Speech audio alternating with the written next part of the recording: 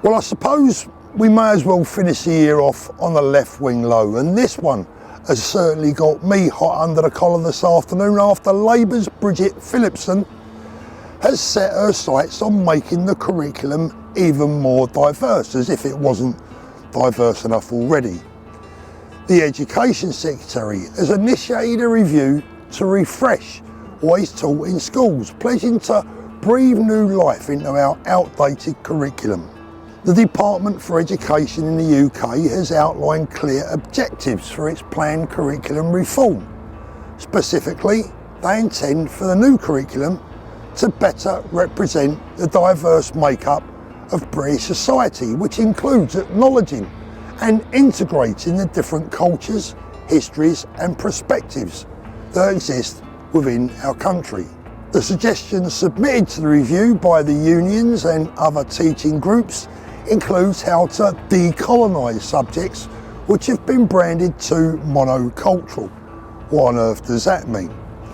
The organisation, which represents over 25,000 senior secondary school teachers, what does that tell you? Also emphasised that ethnicity and sexual orientation are particularly underrepresented in the national curriculum. So after reading this, it's very, very clear that Labour intends to intensify the now long-standing attack on our children's right to appreciate their own past, their own history and their own proud heritage. How much more diverse can schools and its teachers get before this becomes nothing more than political brainwashing and an attempt to make our children hate themselves and their own culture?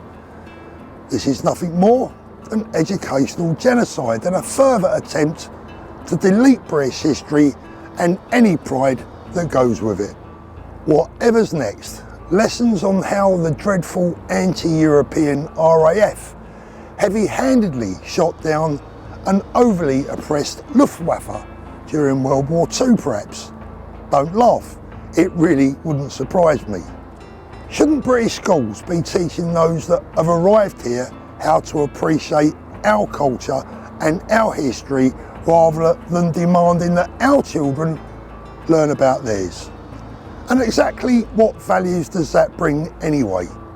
Our kids, all kids, they live here, not in some faraway third world hellhole. Now, one of my hopes for Reform UK is that they can find the courage to close all colleges and universities for a period of at least 6 months, whilst the whole education system is overhauled, reviewed and rebuilt to exclude the hard left lecturers and teachers that have infiltrated it.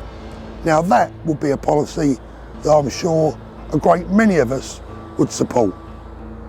And Bridget Phillipson would do well to remember that education should be about empowering our children with knowledge and critical thinking skills.